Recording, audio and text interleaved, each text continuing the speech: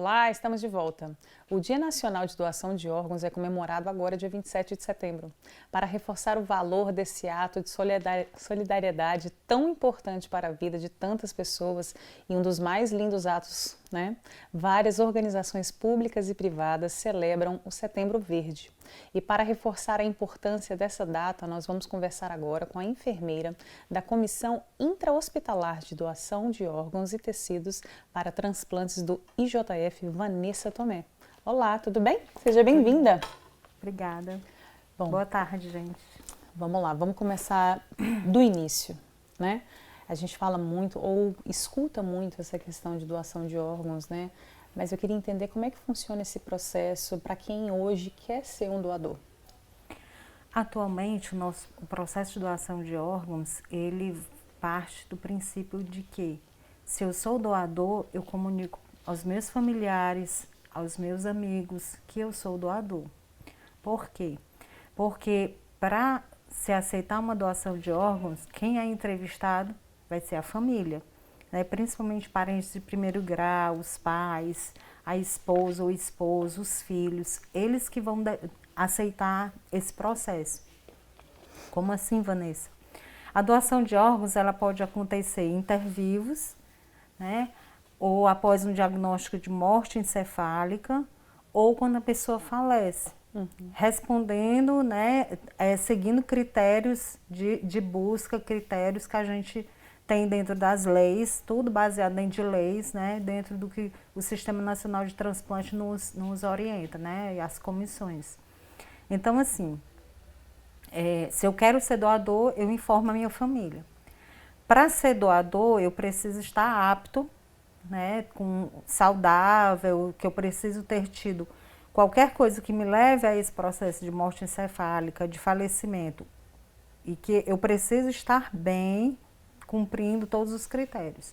Aí eu posso ser doador de órgãos. Muito bacana. Hoje tem também um local, além de avisar a família, essa vontade de ser um doador pode ser reforçada em algum lugar? Existem também o que a gente chama assim, você pode registrar isso em cartório? Pode. Você pode deixar registrado, anexar ao seu prontuário antecipadamente, você avisar os seus médicos. Sim. Se você não tem ninguém, vamos dizer assim, se eu não tenho nenhum familiar próximo, né, nenhum amigo, eu posso deixar isso registrado? Pode, isso também pode ser válido. Né, como a gente chama de diretivas que a pessoa pode fazer do que ele quer de tratamento.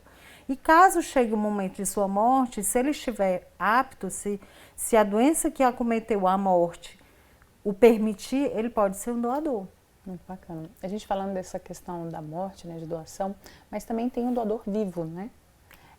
O que é o doador vivo? O que ele pode doar? Como é que funciona? O doador vivo, ele precisa ser aparentado, ou se não aparentado, ele também tem que cumprir critérios para se estar apto. Vanessa, pode ser doado todos os órgãos? Não. O que pode ser doado, o que o doador vivo pode doar. Por exemplo, ele pode doar um rim, ele pode doar um pulmão, um rim, ele pode doar medula, né? Pode doar sangue. Então, assim, são doações que ele vai fazer que não vai o acometer futuramente, ele vai ter que ser acompanhado também, ele vai se tornar também um paciente e que vai ser acompanhado nesse processo. Entre irmãos, mãe, um pai, cônjuges, se eles se eles têm afinidades, né, sanguíneas e de exames que favoreçam isso, também podem ser doadores.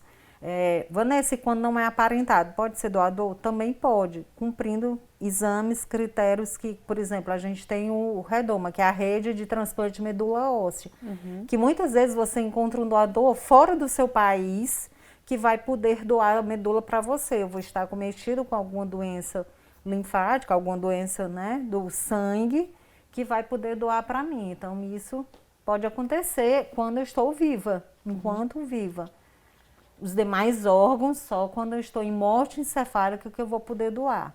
E caso seja uma doação pós-morte, que a gente costuma dizer, coração parado, né? O paciente teve uma parada cardiorrespiratória e morreu. O que ele pode ser doado? Cumprindo critérios que variam de idade, de condições clínicas, ele vai poder doar os tecidos. Aqui em Fortaleza, né, a nível de Ceará, a gente tem a doação de córneas. É a única coisa que a gente faz pós-morte. Mas em outros estados tem osso, tem pele, tem banco de pele, tem banco de osso. Então, assim, tem diversas coisas e diversas pessoas eu vou poder ajudar após a minha morte. Muito bacana. É muito maior essa rede de ajuda do que a gente imagina, né? Até um reforço para a questão da doação de sangue, né? E muita gente não sabe que a questão quando você é um doador de sangue, você é um doador vivo, né? Exatamente. Você ajuda muita gente, não é só uma pessoa, né? O meu sangue ele vai ser dividido em várias fases que eu vou ajudar várias pessoas. Assim, a gente tem que ter em mente isso. Muitas vezes a gente entrevista uma família para conhecer o que a gente chama às vezes de potencial doador, para conhecer como ele era. Ele era doador de sangue. Aí eu disse, então primeiro, ele gostava de ajudar as pessoas, ele se promovia, né, nesse processo de ajudar as pessoas. Então, já conta ponto para a família se sentir, vamos dizer, sensibilizada a aceitar a doação. Afinal de contas, ele já fazia parte dessa rede, né? É. Com certeza. Bom, a gente vai para um rápido intervalo e a gente volta já.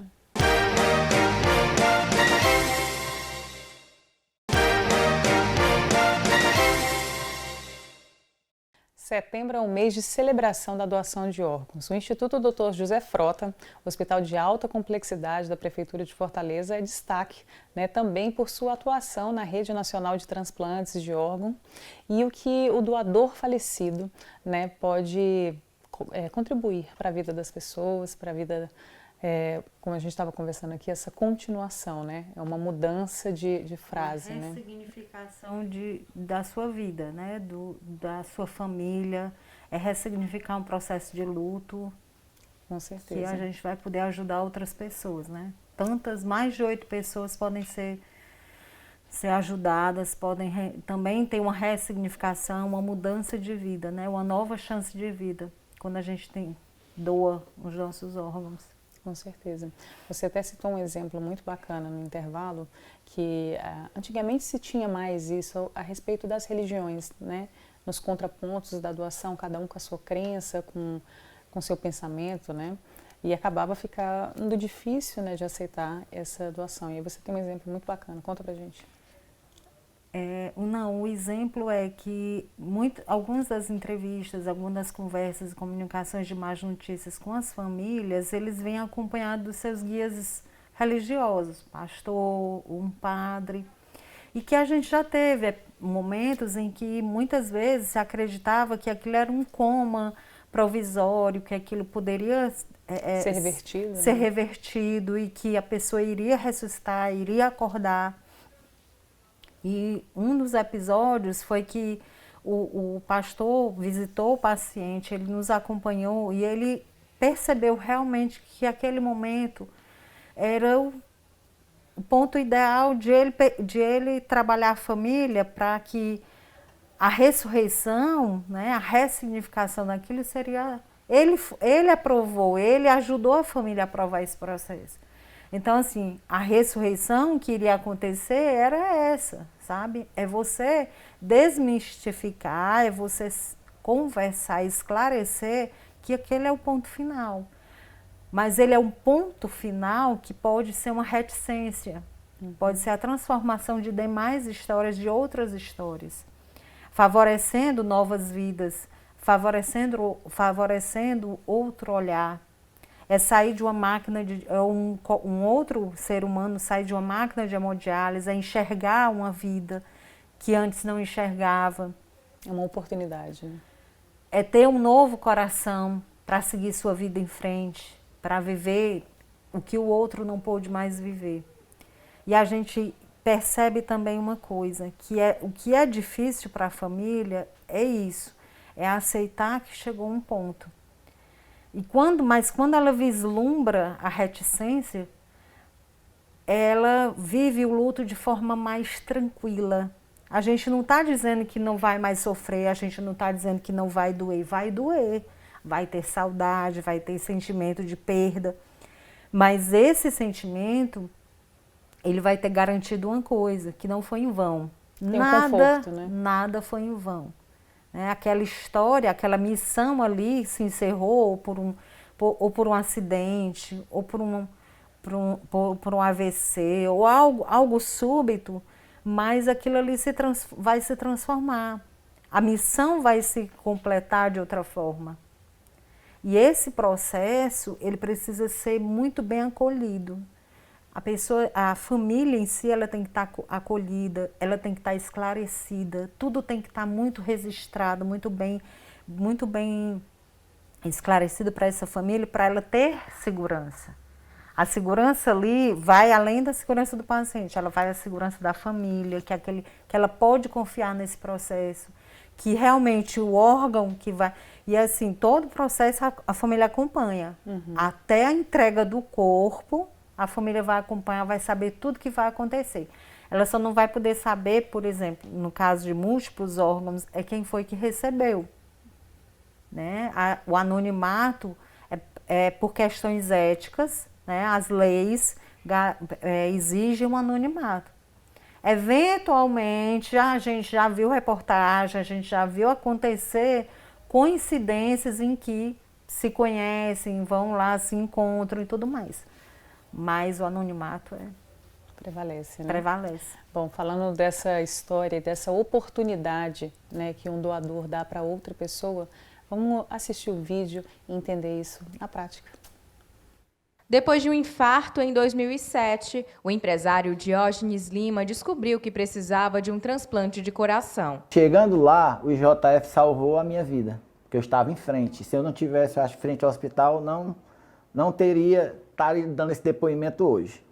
Então, depois eu fui encaminhado para casa e depois encaminhado para o Hospital de Messejana, onde comecei o processo todo lá. Pesando mais de 140 quilos, o caminho até o transplante não foi fácil. Foram 9 anos até conseguir entrar na fila de espera para um coração compatível. Durante 2007 até 2016, até ser internado, eu fiquei no limite de uma receita. Ou seja, todos os remédios possíveis e cabíveis para não fazer um transplante. Fiz a fisioterapia, fui acompanhado por toda a equipe multidisciplinar do hospital. E com 15 dias desse infarto em 2007, eu também tive uma isquemia, um AVC.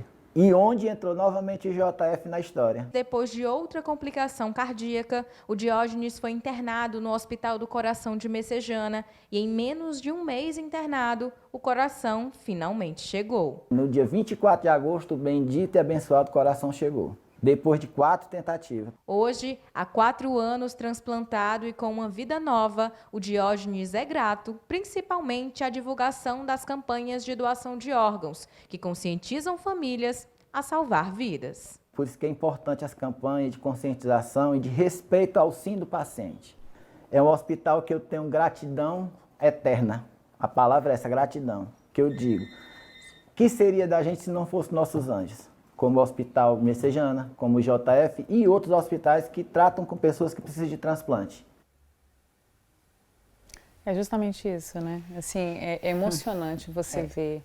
Não tem como não se emocionar em saber que um ente querido seu, né, que, igual você falou, a dor é sofrida, mas essa mesma dor, ela é transformada, né, no sentido de poder dar oportunidade para que ele hoje tenha uma família e possa ser feliz e dar uma continuação para esse órgão sair batendo por aí, né?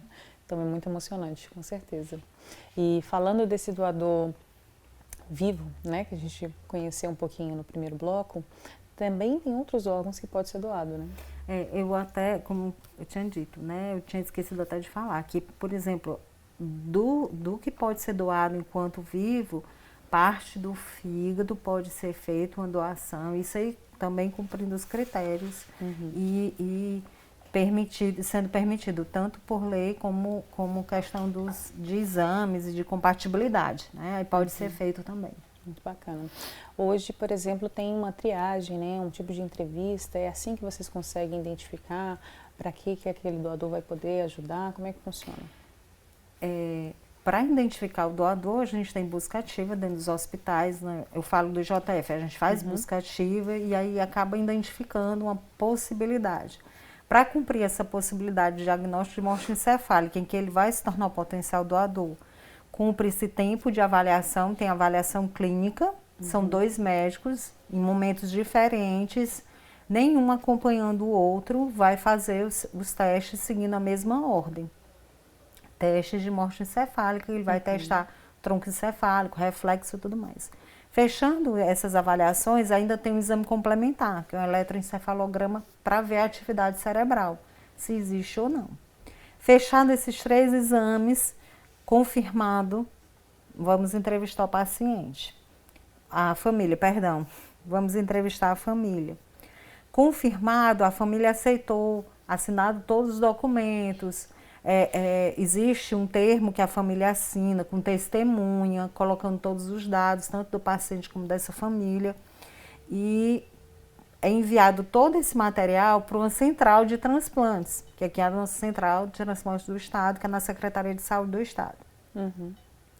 A partir daí, ela lança para todas as equipes, para todos os hospitais transplantadores, que aqui a gente tem principalmente transplante cardíaco, pulmonar, hepático, renal e o de córneas, né? Acho que eu não esqueci nenhum, não. Não, tá tudo Então, dito. pronto.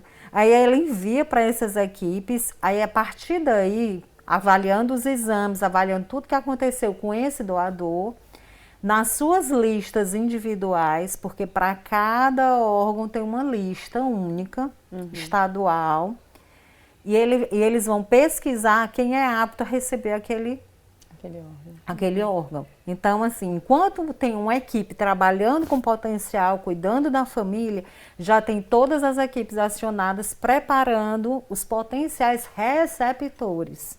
Então, assim, é uma rede grande de pessoas assim, envolvidas nesse processo. Né? Aí tem... É muito maior do que a gente imagina. Né? O nosso trabalho é o primeiro, né? Assim, de formiguinha que a gente vai pesquisando e tudo. Mas quando desponta, aí vai abrindo um leque para outros virem também fazer a sua doação, né? Sim. Cada um tem sua parcela de participação. E aí acontece, aí é escolhido, né, seguindo os critérios da lista, como é uma lista única, e ela vai responder, e cada paciente, por exemplo, o fígado vai ter os critérios, os cálculos, os índices que eles têm para serem colocados em primeiro na fila, e aí sucessivamente. O rim da mesma forma. Cada órgão também tem um tempo que ele pode esperar para ser implantado.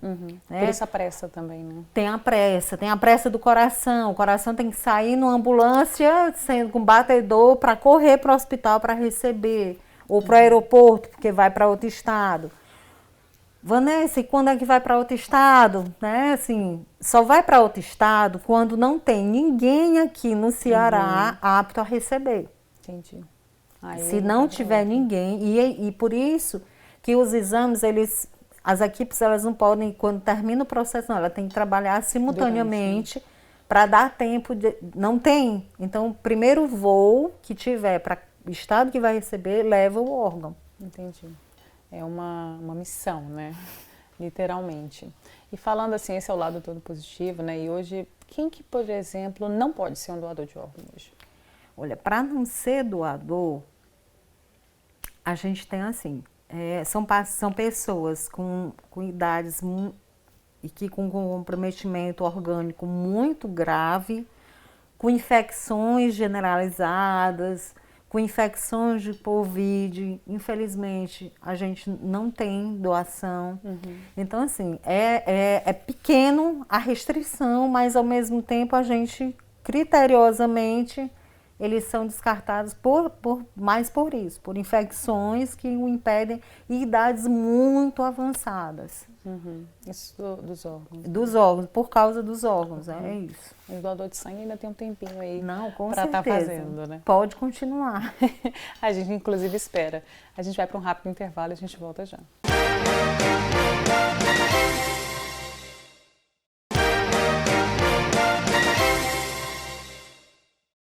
De acordo com a Central Nacional de Transplantes, o IJF tem o maior índice de aceitação dos familiares apresentados a propostas de doação, entre todas as unidades de saúde do país. Todos os anos, o Dia Nacional de Doação de Órgão é comemorado no dia 27 de setembro. E para reforçar ainda mais a importância dessa data, durante todo o mês de setembro é celebrado o Setembro Verde. A programação do IJF conta com várias ações de conscientização e informação entre os usuários e os profissionais do hospital. Bom, a gente está vendo aí que é um mês inteiro voltado, né, para que as pessoas possam mudar, né, o pensamento e possam entender tão grande é essa experiência. O que você acha que ainda é baixo, né, o índice de doação? A gente passou por uma fase agora, né, da pandemia, em que a gente praticamente zerou qualquer doação e as filas foram aumentando. Teve pacientes que realmente faleceram porque não tiveram chance nem tempo de esperar esses órgãos. E a gente sempre luta para que essas filas reduzam, né? Uhum. Sobre essa baixa aceitação que acontece em alguns outros estados, eu acho que as próprias campanhas precisam ser mais voltadas para a comunicação adequada, para esclarecimento. Porque a partir do momento em que eu tenho um esclarecimento adequado, eu vou saber discernir melhor e não vou dar tanta negativa, receber tanta negativa. Então, assim, existem também muitas dúvidas. A gente já passou por vários processos de como não é nem como entrevistar, não é isso, é como permitir a doação, né? Já teve a história da carteira de identidade, que precisava escrever. Uhum. Tem as especulações quanto a tráfico de órgãos, as pessoas têm muito medo disso, tem medo de acontecer que, se eu aceitar, eles não vão mais cuidar do meu ente querido, da minha família, e vão logo desligar os aparelhos. Uhum. Então, assim, tem muitas coisas. Não digo midiáticas, mas de própria história, de criações assim, as fake news, vamos dizer, até nesses processos existe as fake news. Então, a partir disso é que quando a gente vê que está acontecendo muito negativo, a gente começa a investigar e muitas vezes é isso. É a falta de esclarecimento, as campanhas que não estão acontecendo com frequência, que precisam acontecer, esclarecimento da população. A população também enxergar os resultados bons desse processo, né? Acho que é isso. Muita coisa para a comunicação, mais uma vez, precisando vir forte, né? Para divulgar todos os benefícios que se tem, né? Até porque... E agradeço muito o espaço que estão nos oferecendo para a gente divulgar isso e esclarecer que doar é muito bom. Com certeza. E também não é só uma pessoa que é beneficiada, né, com a situação. É uma rede, né? Tem uma grande pessoa que me ensinou muito sobre doação, a doutora Lisiane Paiva, que ela sempre nos deu um exemplo que foi muito significativo, que era a irmã de um paciente. Que ela dizia assim, meu irmão vai ajudar, ela dizia, seu irmão vai ajudar 5 pessoas. Ela dizia, não, meu irmão vai ajudar 6 pessoas. E foi ela que nos atentou para uma coisa. Ela disse, meu irmão vai ajudar 6 pessoas, porque na hora que ele sair para doação, para cirurgia, doar os órgãos, o leito da UTI que ele estava vai servir para uma pessoa que está precisando. Então, assim, é uma dinâmica que não para, é um ciclo que não para. Eu sempre vou estar ajudando você, você vai me ajudar, e aí tem essa troca. A gente está tendo uma troca aqui, a gente está tendo uma doação. E é esse processo que precisa, a vida precisa isso, né? Eu estava assistindo a entrevista com o Dr. Wisnes, a doutora Eliana, que são, né, o Dr. Wisnes, presidente da BTO, a doutora Eliana, coordenadora da Central de Transplantes. Ela dizendo assim, o Setembro Verde caiu muito bem na primavera, porque a primavera ela está aqui renovando, né, as flores, a vida, a gente está vendo a natureza toda sendo ressignificada.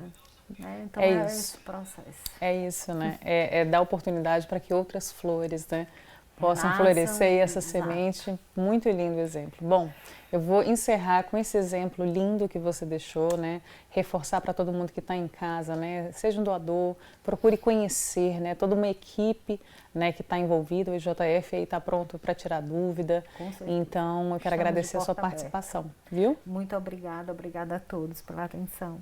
Muito bacana. Bom, o Brasil tem o maior índice de aprovação mundial de doação de órgãos. É considerado referência mundial de transplantes, mas o número de doações efetivas ainda é baixo, em relação ao número de pessoas que aguardam em lista. Por isso, seja um doador de órgãos, seja um doador de vidas, avise a sua família, tá bom? Obrigada pela sua companhia e o Notícias de Fortaleza fica por aqui. Siga e acesse as nossas redes sociais e até o nosso próximo encontro.